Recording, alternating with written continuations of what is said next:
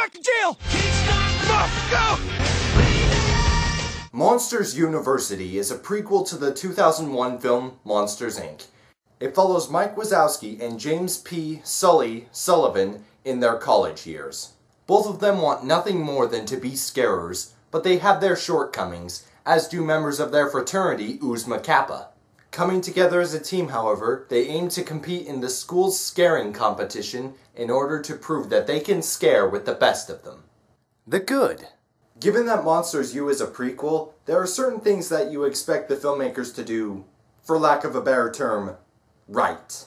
Personally, I think they did what they needed to do in this movie correctly, especially concerning the way they showed the developing relationship between Mike and Sully. Since they're younger, more naive, and didn't start out as friends, this movie allows us to see a whole new dynamic to the relationship between the two characters. And I thought they portrayed these personalities very well, despite the fact that their voices are basically identical to their voices in Monsters, Inc. And even for a prequel, this movie did a good job of showing the emotional journey that the two characters went on to become their older counterparts in Monsters, Inc. Other characters from Monsters, Inc. make appearances in this movie, brief or otherwise. And I thought the way they were handled in this movie was pretty good. The most prominent moments featuring them are fan service, but it's good fan service.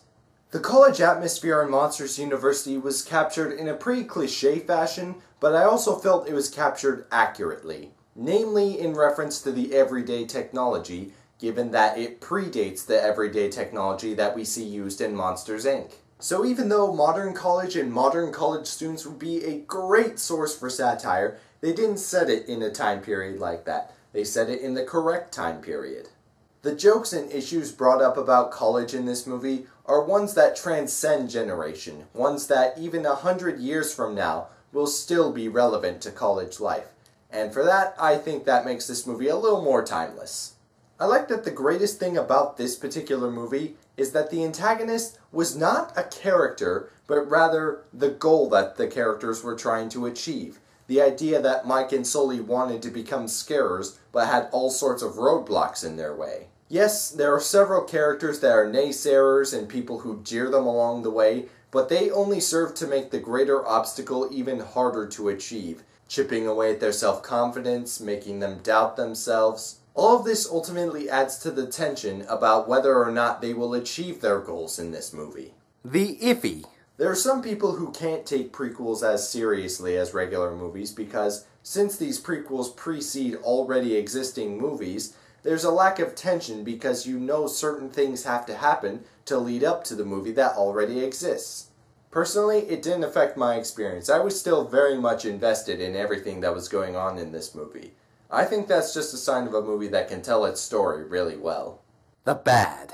A lot of the movie's side characters are pretty weak because most of them are college stereotypes that have to be there. Even the members of Uzma Kappa, the ones we spend quite a lot of the movie with in addition to Mike and Sully, aren't very memorable.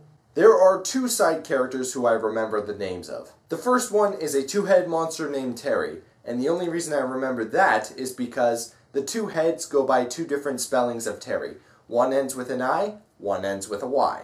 The other character whose name I remember is Dean Hardscrabble, because not only was her character actually pretty solid, but she has an interesting name.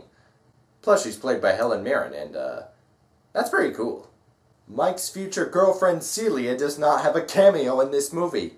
I'm not actually that pissed that Celia didn't have a cameo, but I thought that would have been a fun little bit to have in the movie. The verdict? As it is with most prequels, it was probably unnecessary to make this movie. I thought the final product was a good one. It was a lot of fun, it did everything correctly, it kept me in suspense despite knowing the characters' futures, and it was a nostalgic yet refreshing return to the monster world. This is Detective Steve saying, good storytelling is good storytelling, even for prequels.